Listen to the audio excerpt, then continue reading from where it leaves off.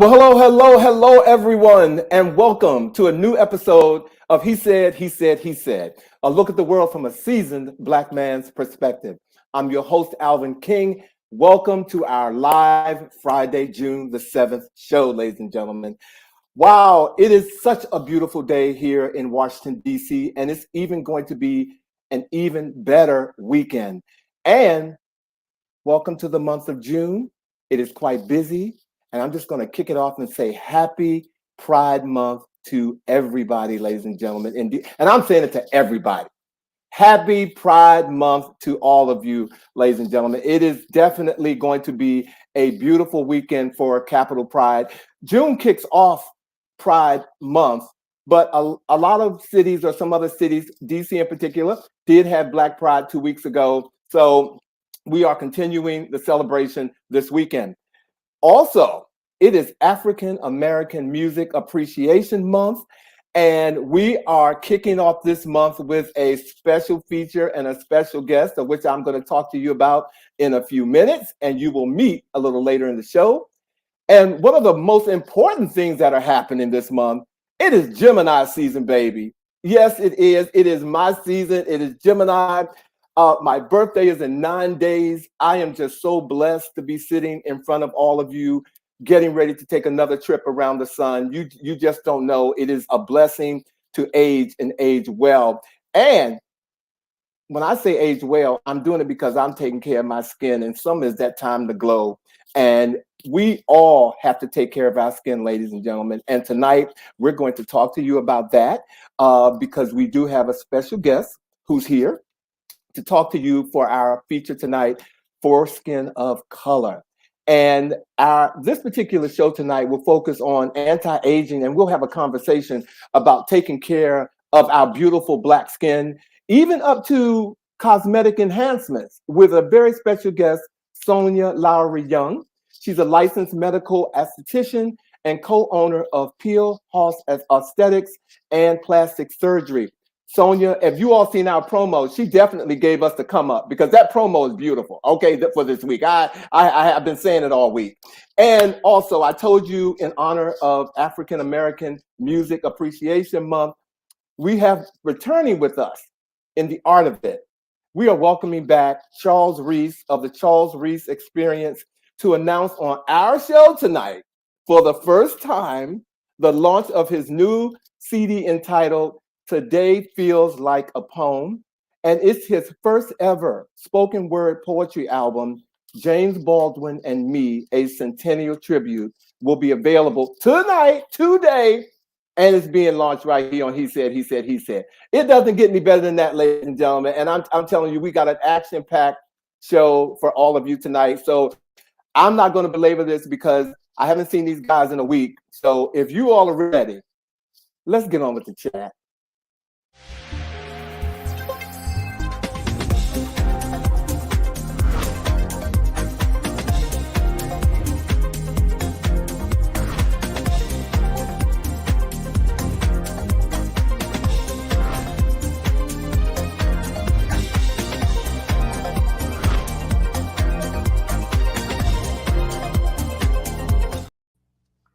That music was scary.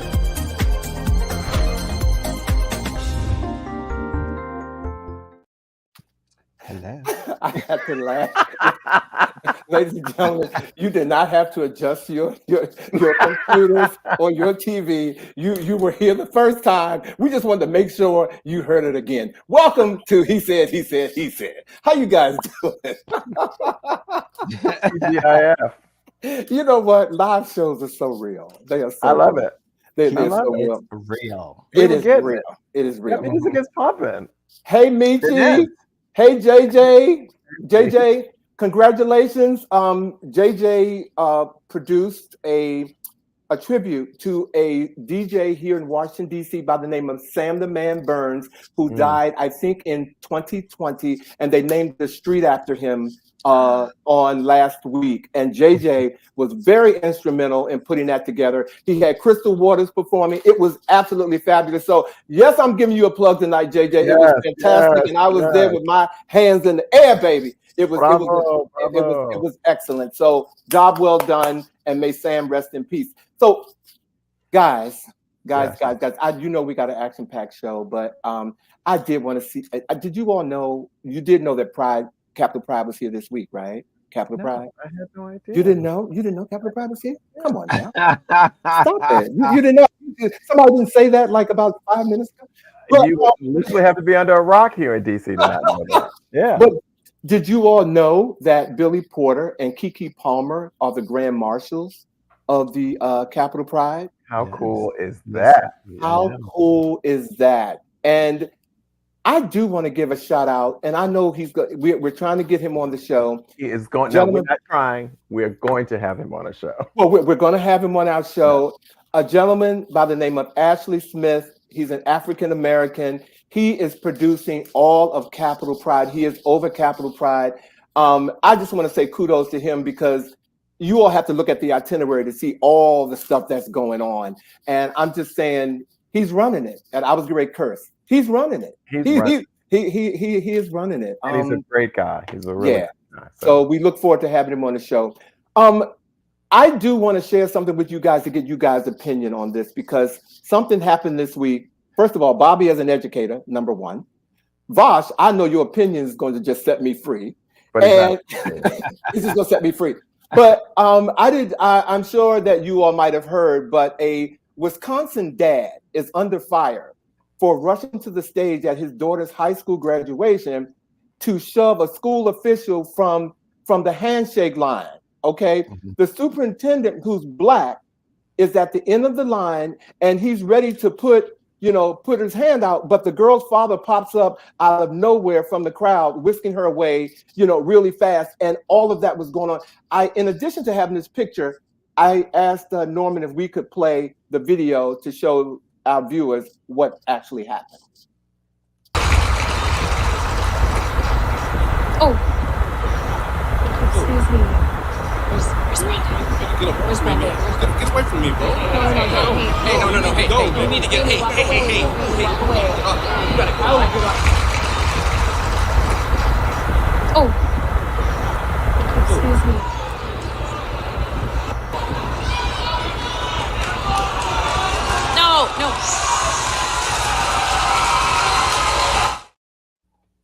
No. Okay. Who wants to go first? Who wants to go first? Because I just heard the video and heard the what they were saying. I could hear the audio. So that takes on a whole new meaning of what actually happened or what I've been reading. So Bobby, you want to go first? It is clear that this is racism in America 2024.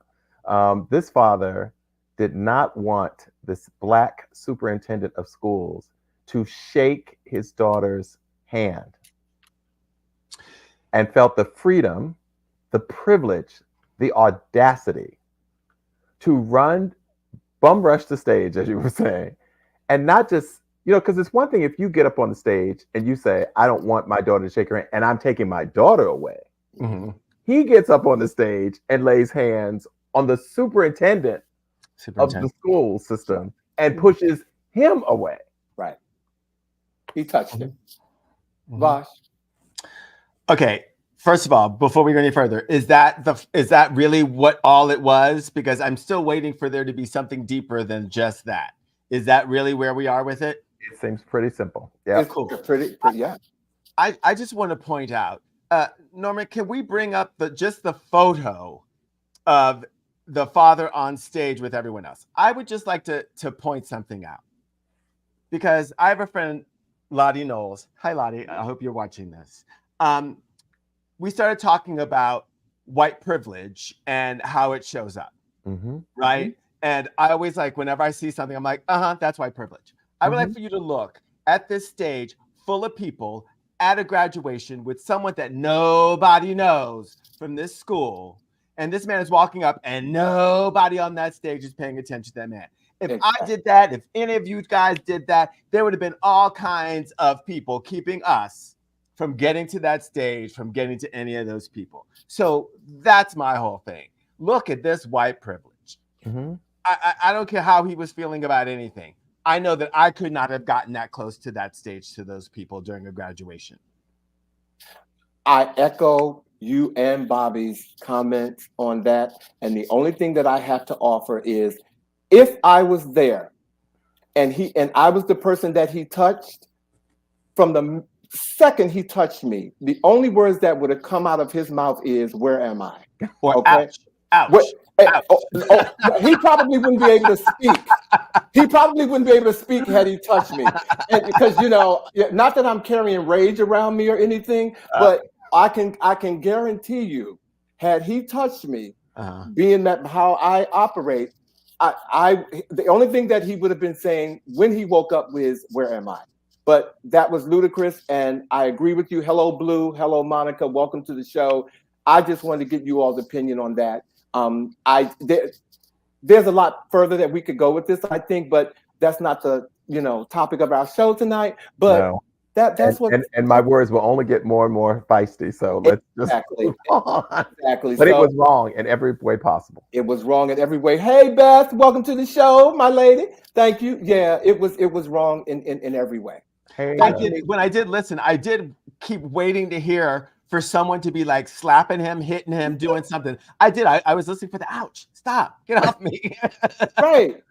You do hear the superintendent say, like, "Get away from me." Like, right, but that's different than. Well, I heard his daughter also say, "Where's my father?" or something like that. "Get my dad," or something like that. Get him up off the floor. Yeah, but it would have been. It would have been. Is he down there? Okay. Hi, Kendall. How are you? Hey, Kendall. But guys, if you all are ready, let's get. We got a beautiful show tonight, and I say that because of our skin, our tone tonight, and it is. We have a special guest who's launching something on our show tonight. So if you all are ready, I want to get on with getting our first guest on here. But thank you all for your comments on that. Absolutely.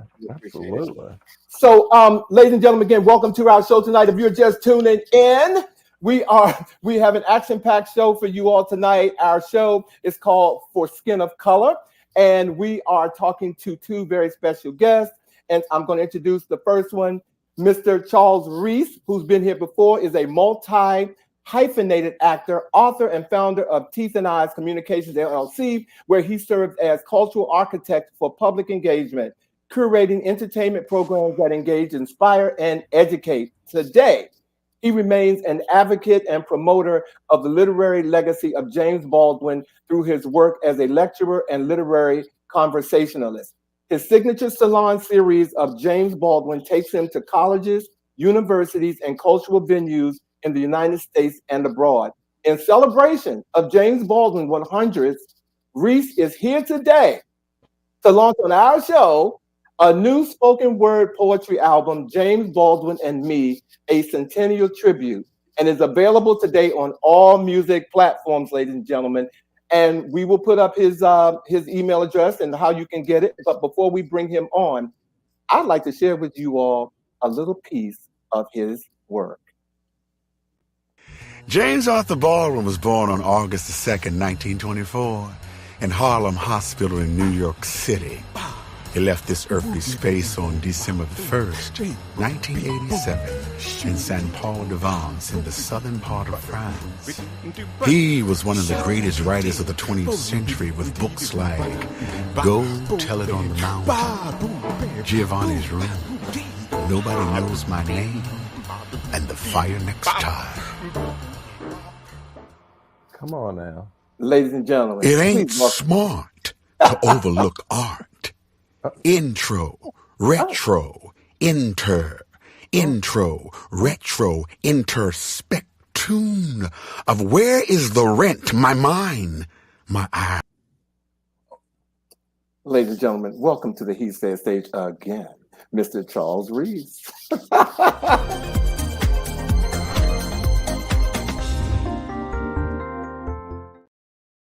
Hey, brother!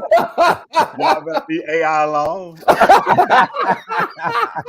Well, first of all, thank you guys. It's good to be back 6 months later. Good to see you. That's so fun because the way the tracks work is great for people because it's wonderful because you get a little tail and then a poem always comes afterwards. And so it's always a little interlude and a poem. So you got the taste of a poem called It Ain't Smart to Overlook Art. I love it. Congratulations, Charles. And again, thank you for choosing our platform for your launch to, and your just the launch of your work. And you told us that you were coming back to do it. So you got feathers all in your cap. You kept your word. I said I was coming back to do something, as Mr. Vosh said. You definitely kept your word. Well, now that we have you here, do us a favor and let us know, how did this spoken word album come about, Charles? All right, this is the quick version. 5 years ago, I was actually at the North Sea Jazz Festival in Rotterdam, and I was running after Robert Glasper. He gave me a pass to see all these musical things. We had a conversation about putting together a CD. That was 2019. COVID happened. We didn't get to talk anymore. And then I ran into this guy named Everett Moon about 3 months ago, and we got it done. And you did mention Robert Glasper. Can you just call him and ask him to come on the show too? How you doing, Rose? Because if you happen to just walk past Robert Glasper, because we will be doing more shows for Black History Music Month. But anyway, congratulations on your new project. Well deserved. So, Charles, I mean, I get that there was a lot of serendipity in sort of it happening, but how does one go about putting a spoken word album together? Well, in this case, you get some youngins. I'm working with a 30-year-old by the name of Everett Moon, who has his own Lunar Labs studio in Inglewood. And I'm working with a 24-year-old trumpet player who just happens to be my Morehouse brother, who's getting ready to get his master's next week at UCLA. Wow. So I got with them. I already had the poems. The poems are poems that were left for me like 25 years ago by the same writer who wrote the play, James Baldwin, A Soul on Fire. So I selected 9 poems that I had to update because I've had these poems for over 25 years inside of a purple book in a handwriting that I had to kind of sort of redo and rethink them and make sure they work for the day. So the poetry was there. The idea and concept was already there. It was a matter of hooking up with those 2 young gentlemen, along with Pamela Bright Moon, who actually has what's called Moon Global Studios. So everything was kind of sort of in place. There was a studio in place, the work was there, and we all just came together. I did 4 sessions where I laid down the work, and we came back and mastered it all together and got it in on time so it could be ready for the day, June the 7th, to premiere right here at He Said, He Said, He Said. Yes. Yeah. I love it. Yes. I love it. Yeah. Well, we could not be more happy and proud to be the platform that you are launching this project. And we are also glad to hear that the Grammy Awards is evolving and meeting the genius of the day and in the introduction of this new spoken word category. Yeah. So our question is, are you eligible for this this potential award? And if so, what is the process of being eligible for a spoken word recognition from the Grammys? So yes, eligibility, yes, I will be eligible. There's a whole process to go through that for the submission process. The submission process for eligibility actually happens this summer between July and the end of August. August the 30th is the last day that a voting member has to put your work in. So that's what we're working on now. I'm working with someone. I'm not going to give you their name. That's the whole process on that. Come on now. You have to wait. Okay. Just have to wait, because I like to keep that there. So when things happen, you'll know later down the line. You have something to come back to. But I say all that to say, because the spoken word category is it's been around for a couple of years. Jay Ivey won the last award for poetry spoken word this past February. But here's how it really works. Between October 2023, any work released between October 2023 and October 2024, that's eligible for the next year, which is 2025. So it doesn't matter what the time frame is. That's why you see a lot of artists releasing work around June. They're getting it in prior to that. And then the submission process starts for about 2 months. You get in with that time, then the committees for each category begins to look over your work. So we arrived just in time. All right. Fingers crossed. Wow. Well, congratulations. And I also want to add to that your packaging for your new project, it is absolutely stunning. I just got to tell you, I just keep looking at it. Well, first of all, it starts with the subject. You're stunning, but your packaging is just it's just incredible. So kudos to you, Charles. It's I'm getting it. Okay, I'm getting it. Well, you know, it does take a village, and I have to give kudos to my marketing and PR person who keeps all of this together. Her name is Shamika Brown, and she's also associate producer on this project. And this project will actually also be a performance project that'll be going on as long as I can do it. Nice. All right, Miss Well- Brenda. And hi, Shamika. I'm connected to a few Shamikas who are very good at doing good things for artists. So hey, Shamika.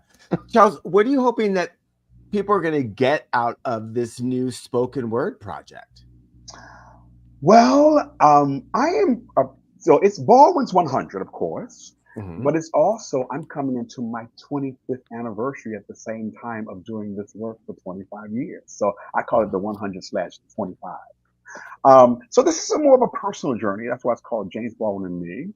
The project is kind of sort of divided in 3 sections. We like for you to buy the whole album and just play it on repeat. The way I put it together is kind of sort of like Stevie Wonder and Hotter Than July album, where everything just connects and you just listen to it. And then you have your individual stuff you can have. But my goal is to allow you to experience Baldwin and me, of how I met Baldwin, and then how I played Baldwin on Off-Broadway. There's a monologue inside of there. And making James Baldwin now poetry that James Baldwin would probably be utilizing. Things like The Task, things like I Work, On the Eve of Eviction. And of course, Today Feels Like a Poem for James Baldwin. Nice. Well, ladies and gentlemen, I know you all follow us, and if you saw Charles when he was here the first time, he gave us a live performance, ladies and gentlemen. But today, we are going to play debut, the actual media piece, Today Feels Like a Poem by Charles Reese. So if you all are ready, I've heard it 3 times, so I want to hear it again. Let's go. James Baldwin was many things, a giant in literature, politics, and culture. He was the author of dozens of cumulative classic, highly praised works, including nonfiction and fiction books and essays, plays, and stories. He was passion. He was fire. He was black and homosexual at a moment in history when it could be harmful to be either too loudly.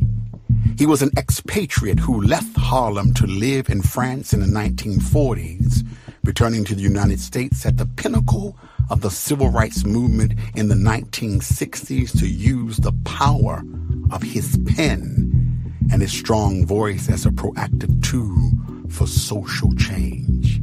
He was the artist who inspired me. He was an example of courage, humility, passion, and absolute integrity. Today feels like a poem for James Arthur Baldwin because the sun is warm upon my skin, becoming Nubian, a new being. A cool African vibe, preaching man in the park with no home, no church, cutting across lines of imperceptibility because we're so near, we hear far away the children, faint, fading breath which blows beyond their reach for a poem is how I'm feeling. Encyclical, poverty, moving, parabola, sine, cosine, infinite phrase can be meted in a poem on a day like today is the beginning of ending colonized notions of self-proclaiming liberty within a poem. Moving action towards something unknown to man, woman, moving beyond the limits of state apparatuses, struggling to control freedom outside its natural formation, where poems are our songs holding up, keeping together, walking in the Spirit, shouting, hallelujah, hallelujah, hallelujah. Change, change, change. Because today feels like a poem for James Baldwin.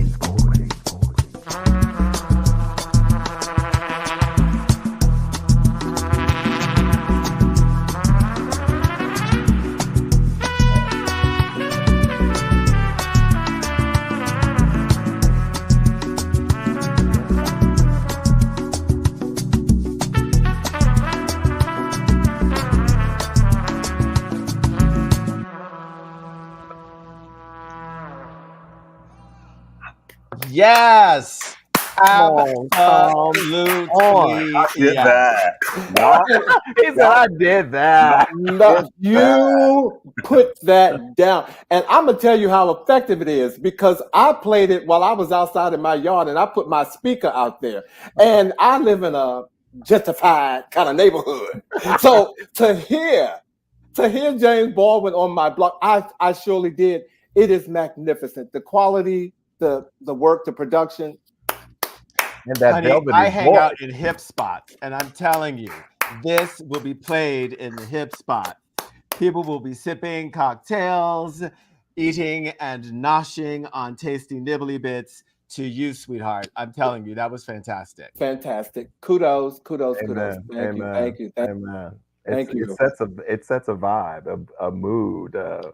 Yeah, and I'm telling you, silky voice. Silky. labor of love, but it was, and I have to thank you guys again. It's just so wonderful to have it on here first, and that people can hear this afterwards forever. I think Brother Baldwin smiles from above. Yes, he does. Well, Charles, before we let you go, though, and now that the album's out, what's next? Tell us about the tour. Are there any festivals? Tell us what we need to know. Well, I'm one of those people that, this was phase one, just getting it up and out during this time. And of course, we've talked about the Grammy process. There are a lot of submissions for a lot of awards. So we're going to have this summer, I've decided to have a lot of different listening sessions. And I'm still working out my summer schedule because some things are changing. I'll be going to Europe probably a little later, which is good. I'll be able to hang around a little bit to do things. So here's what you do. You go to www.jamesbaldwinandme.com. We built a whole separate web page by itself. And so we're going to be doing different songs each week, connecting you to books that you can read or listen to audio, because every poem has a James Baldwin book that goes with it.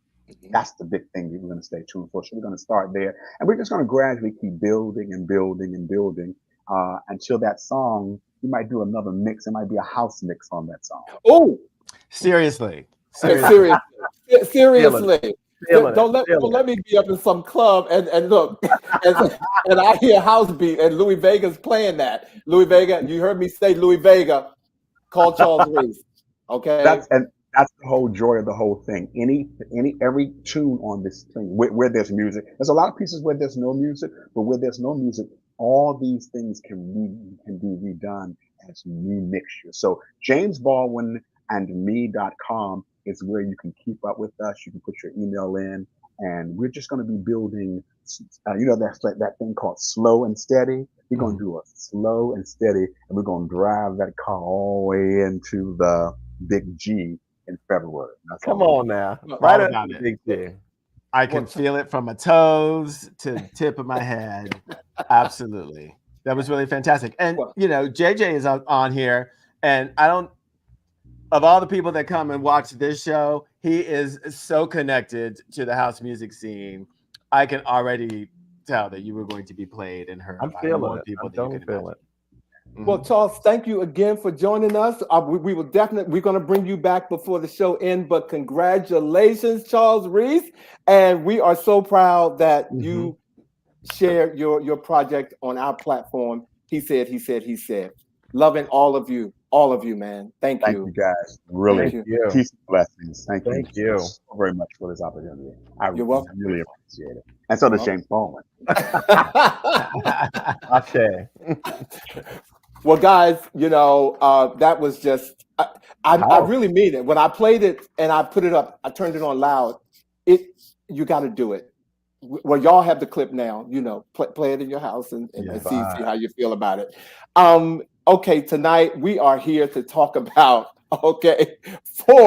for our skin, ladies and gentlemen. We are talking about our skin tonight. Our skin is the black skin, our skin. It is effervescent. I mean, there are so many shades and hues to African American skin. It seems like we can go on and on, but we have a special guest here tonight, and we want to bring her on. If you all are ready, I want to go ahead and introduce her because she's backstage and she's waiting. You guys ready? And she's fabulous. She is fabulous.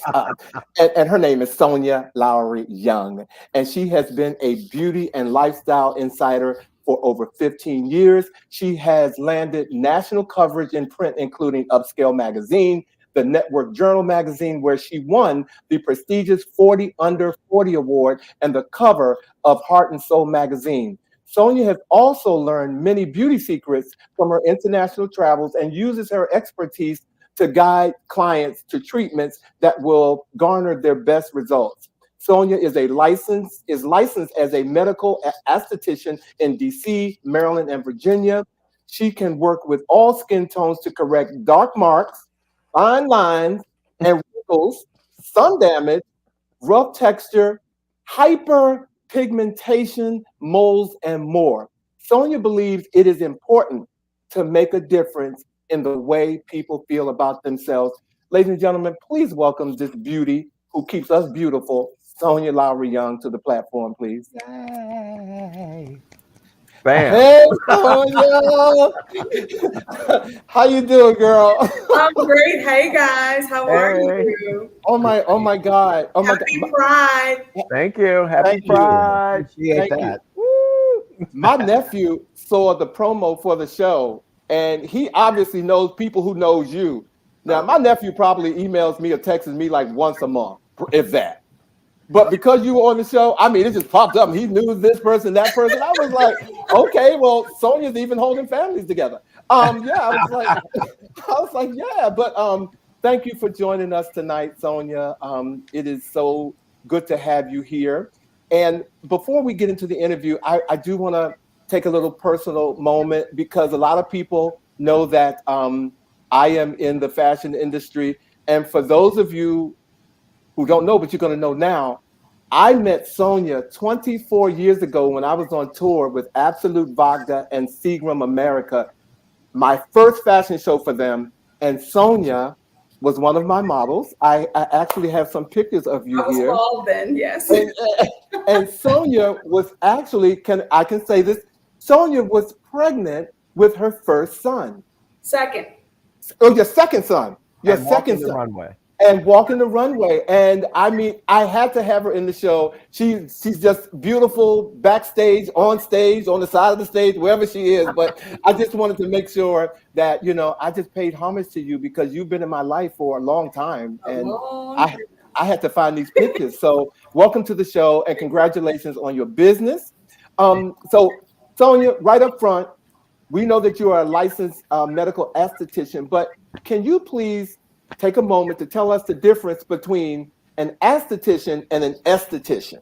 That's one of my first questions. Can you do that? Yes, they're both pronounced esthetician. It's just one is spelled with an A, the other one is spelled with an E. Okay. And in general, the difference is that an esthetician with an E is when you go to a wonderful spa and you get your wonderful facial and with all of the accoutrements, and you're just very relaxed, and there's the gong and all of that. That's an esthetician with an E. I don't do any of that. It's like wrong place. I don't do any of that. I am an esthetician with an A, and I'm a medical esthetician. So I am somewhere like a cross between your dermatologist and that esthetician. So I pretty much do what the dermatologist doesn't do. So let's say you go into a dermatologist to see, I have a mold here and something's growing out of it, or, get it checked. They'll do things like that. But once the mark is there, they kind of like, ship you off over to me. And put some A&D ointment on it. Right. Okay. Yeah. So I make people look pretty. Okay. Well, All righty then. Well, we like that. Well, we like looking pretty. Yes. And I want to cut to the chase because we know our audience likes to be pretty too. We want to know right up front, what is the worst thing you can do for your skin? And what's the best thing that you can do for your skin? The worst thing that I've seen are people who are pickers. So they see something and they make it worse, or they scrub too hard, or they do things that they may not know that are damaging their skin. These, especially on us, can cause hyperpigmentation. So that's probably one of the worst things that you can do, is creating trauma to your skin where you're making dark spots and dark marks. And so leave it alone. Leave it alone. Leave it alone. The best thing that you can do is to have a really great skincare routine. Most people don't have a routine, a general routine. Wash your face. Okay. That should be a given. It should be, but common sense isn't common sometimes, right? So just get a really great routine of cleansing your skin on twice a day, getting things like a vitamin C serum, which is an antioxidant, which is really great for protecting your skin from harmful pollutants and environmental stressors. And then at night, using something called vitamin A, which has many forms. But vitamin A, retinol, tretinoin, all of these things can be used for cellular turnover, which is the gold standard that everyone should be using every night in order to keep a youthful rejuvenation on your skin. And I'm assuming that water is also a good thing as well. Say that again. And I'm assuming that lots of water. I've always been told, drink lots of water for your skin. Oh yeah, of course. Internally, drink lots of water. You can also take probiotics, which sometimes if you don't, whatever's going on in your gut can also show up on your face. So there are plenty. I mean, there's so many different things that we can do for our skin. Great. Well, Sonya, before we go any further, I don't want to get lost without finding out, what was your journey to becoming a licensed a medical esthetician? Well, how long you got? Can you do it in like a minute and a half? Well, my background is actually graphic design. I've been a graphic designer for all of my career, but I've always loved skin. And believe it or not, I went back to school to be an esthetician in my early 40s. And I was the oldest thing up in the class, but I knew that I wanted to do this. And it's never too late. And so I came out, and then I went and got my master's certificate as a master esthetician, and then started on my journey, with medical aesthetics. I am now 54, and knowing that, you're at this particular age, it's just like, what's next? For me, never give up, never surrender. keep on your journey. And for me, I love skin, and I love making my friends look and feel younger, because I was doing it for myself. So I decided to spread the love to all of them as well.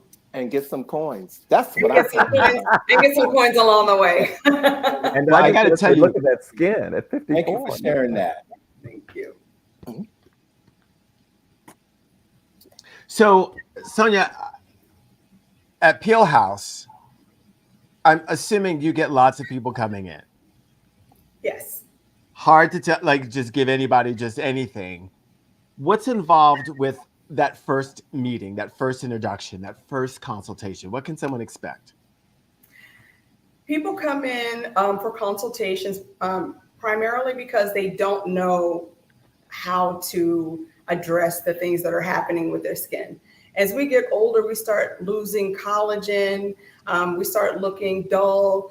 We look in the mirror and sometimes don't recognize our face. So you want to go to a professional to figure out exactly what needs to be done. My partner I have two partners, so I want to give them a shout out real quick. Both Sorrel and Wendy are my partners. So there's three of us. But my partner, Sorrel, is a nurse practitioner injector, and she and I are the practitioners here. So that when people come in and they don't know what to do with their skin, they will see one of us. Before that, they will see one of my wonderful staff using what's called a Visia machine. And the Visia machine is an in-depth digital analysis that will look at all of the different layers of your skin and tell you pretty much what's wrong, what's going on. It looks at wrinkles, it looks at hyperpigmentation, dark marks, anything that is going on with the skin, paraben. Oh my God, I can't remember the word now. Anyway, it looks at all of the different layers of the skin, and it allows us to see what is going on and how we can address it. So it's a really useful tool that we take into the room and pretty much create a treatment plan. Wow, this machine will do that. Look at you, look at the skin, decide what needs to be doing. It'll tell you if you have large pores. It'll say, there are wrinkles that are coming up that are forming. It'll tell us that you haven't been wearing sunscreen. It'll show us UV damage. It'll do all of these different things and be able to tell us how best to address them. Ooh. Amazing. That is truly, truly amazing. And the consultation is free, so people can come in and they don't have to spend anything just to get those answers. Who needs a card reader with Peel House? Okay. Sorry, Bob. Oh, and here's your team. There's the team. Look at them. And who are they from left to right? So left, that's Wendy Pittman, and she is our Vice President of Business Development. And of course, that Sorrel is in the middle. She's our CEO. And I, of course, am the third partner. And and I am pretty much in charge also of marketing and the visuals of Peel House. Amazing. Beautiful, beautiful, so beautiful. With that analysis and consultation that machine will give, what range of services are you then able to provide? So we provide a whole host of services from the rooter to the tutor. So we do hydrofacials, VI peel. We do microdermabrasion, microneedling, and different types of microneedling. We do injectables, so Botox, filler.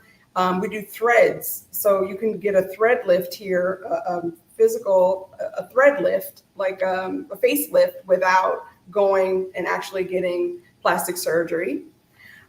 We also have medically supervised weight loss, and we also have plastic surgery. So we also have a board certified plastic surgeon on staff, which is Vikesha Fripp. She's wonderful. And so if anybody needs a mommy makeover, tummy tuck, breast aug, she is your girl, and she's absolutely wonderful. So we do all of those. We provide all of those services. Aside from an attitude adjustment, somebody can come in one day and go out there completely different. I mean, my goodness. Wow. You better hush. You better hush. You better hush. Amazing. You gave us a pretty broad range of services that are available there. Now, and I'm sure you do all of them well. But, and he said, we want to get behind the curtain a little bit and want to ask, is there a least favorite of those services for an esthetician to actually have to do? Okay, so first of all of those are not done by an esthetician. Okay. Okay, I'm Just not a the skin plastic for the surgeon. esthetician. Got it. Yes. But from your purview. Actually, no, because I think that everything that I do here, I love. I love skin. I love helping people to look 5 or 10 years younger. I love I love the process and being able to teach people about the process of properly taking care of their skin. And so there isn't anything I don't think that I dread doing. No, that's good to hear. Okay. Now, Leave it on. well, I do want to ask you also because, as the society evolves, and men are becoming a bit more involved in their skincare, can you tell us a little bit about your experience with African American men embracing skincare and a good, healthy skincare routine? It is about time. We're slow on this. Oh my God, y'all are slow because early in my career, I remember men would come in and I would ask them, so what is your skincare routine? And they would say water. And is that it? You just wash your face with water and that's it. No sunscreen, no, cleanser, no moisturizer, nothing. And then they wonder why they're having, issues with their skin. Well, now it's a different story. People, all people care about their skin. So it's really wonderful finally seeing men embrace taking care of their skin. We have products specifically for men. We have treatments specifically for men. So if you were to go to peelhouse.com, you would actually see that we have pages of treatments for you that are dedicated specifically for you and men's needs. Wow. No, That's great. I am so glad that men are embracing that. And I have to say though, and to Sonia's point, most men that I know have always been, in charge or, in front of taking care of their skin and doing what needs to do. So I'm going to say that I don't know if they're looking at me. I don't know, because I love taking care of my skin, but I'm glad that men are embracing that, Sonia. And I'm glad you put it out there the way you did. So, okay, some nitty gritty here. Sonia, let's talk about chemical peels. Okay. Are they good? Are chemical peels good for skin of color, first of all? And do they actually burn your skin off? Is that a technique that's associated with that? I have never heard someone say, no, that's not true. A lot of people, especially people of color, come in and they're afraid of getting chemical peels because of the things that they see on social media. Now, if you're watching TikTok to get your information about chemical peels, that's your first problem. Okay, so let's start right there. Chemical peels are wonderful. And just to let you know, there are thousands of different types of chemical peels.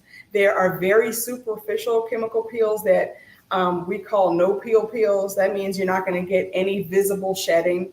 And then there's something all the way to the other end of the spectrum where you need 2 weeks at home, pretty much dressing wounds, for chemical peels, because pretty much your skin has come all the way off. Okay. And you have to grow new skin cells and all of these things.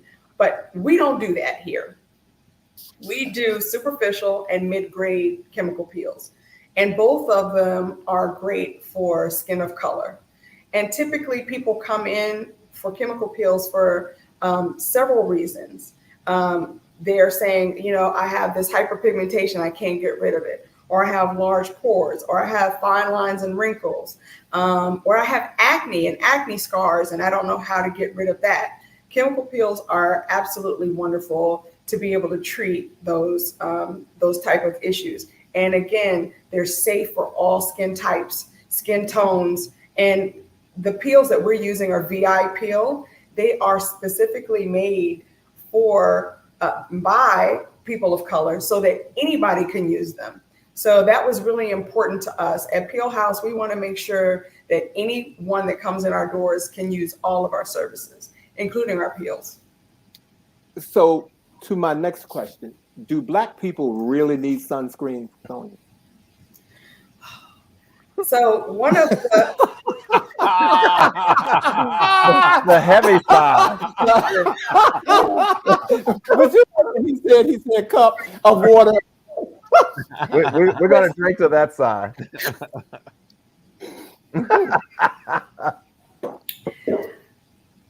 Let me say this. The biggest issue that I have at my job is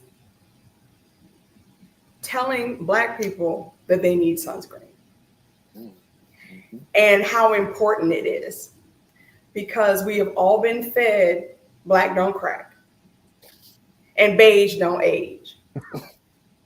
But that is far from the truth. 90% of extrinsic aging is from the sun. 90%. So yes, we do have some protection. I would say maybe a good 5 or 10% because of the melanin that we do have. So thank you for that. But it's still not enough.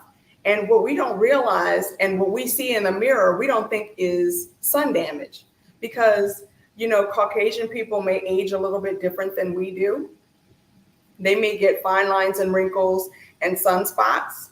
Well, we get large pores, we get sagging, and we get dark spots. And all of that is directly related to sun damage. And so all you have to do is wear sunscreen. And, you know, you wouldn't get any of those issues. You would get very little extrinsic aging from not using it, if you're not using it. Thank you. Do you have, I mean, we don't have any endorsement deals with anybody. Let me be really clear. This is not a sponsorship placement or anything, but we would like to make sure we help our viewers. Do you have an over-the-counter sunscreen that you Absolutely. like? So we, one of my favorite, and that I'm glad that we carry, and I was going to say, I should have had this behind me, but we use ISDEN. It's a company from Spain. And I love it because it is a tinted sunscreen. You can put it on and use it it lasts maybe 3 months. So it's really good. And pretty much anyone can use this color, the tinted sunscreen. I also love that they have a brush, and this is great for women after they put their makeup on. They don't want to, you know, put on sunscreen on top of their makeup when you have to reapply. That's one other thing I have to just bring up really quickly. People don't realize that you have to reapply with sunscreen. People think, okay, well, I'm wearing it, I put it on every day. And I'm like, well, good for you. Did you put it on three hours later? Because sunscreen only lasts for 3 hours. Wow. Okay. So for those people who are out and about, and especially during the summer, people are going to be out going to brunches or things, you know, where they're at the cafes out on the street, or they're going to the pool or the beach, and they don't realize that their sunscreen has stopped working after 3 hours. It is very important to reapply. So a really great way to reapply is with, it's a sunscreen brush, and you just kind of put it on and boop, boop, boop, and that's it. And it's very quick, it's very easy, but it's very, very important. And you can get that at www.peelhouse.com. You know what? And just walk in, you know, you'll get a free consultation, and we can talk to you all about your skincare needs and go home with your sunscreen. We have an international audience, so not everyone can walk into your location. So the internet would be just fine. Okay. I have a question about Botox and fillers. What's the difference between those two? That's a great question. And we get this question all the time. It's like, well, I got Botox, I don't need filler. They do two different things. So think about it this way. If you have a pillow and the pillow is wrinkled, you iron the pillow, that's Botox. But if it's flat and it needs fluffing and you have to put in some feathers, that's filler. So Botox and filler do two different things. Botox is a wrinkle relaxer. And so most people will get Botox right here in their forehead, or they get those little bunnies right here. And sometimes they get it in their lower jaw or in their neck. But filler is usually for people who've lost volume in their cheeks, or they get those deep lines around their nasolabial folds. So filler fills. So you put the filler back in. So where you've lost volume, you can put the volume back in with a dermal filler. So what is your opinion about Black people and people of color getting Botox and or fillers? Yes. And you can book an Bam. appointment at And- www.pillhouse.com. Okay. We love Botox and filler. I've been getting Botox and filler since I was 35. And like I said, I'm 54 now. The great thing about these things is that, and it's so funny, people say, well, you don't look like you need Botox or filler. And I said, that's because I do Botox and filler. That's right. That's because you get it. Right. A reputable spot by people who know what they're doing. Exactly.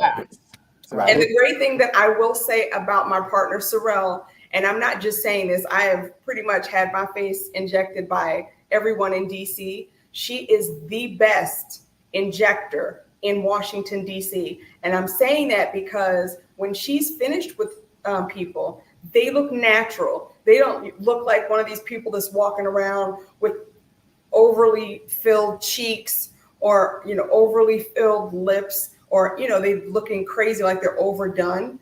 People look natural and they're not afraid to, come in and get services from her. And that's really, really important. Your injector is important. And people have followed her all over the city until they've gotten here. So she is that good. You raised a good question about the importance of a good injector and looking scary and dangerous and so forth, because we also know about people who travel to other countries thinking they're getting discounts and having all kinds of procedures done and not getting what they bargained for.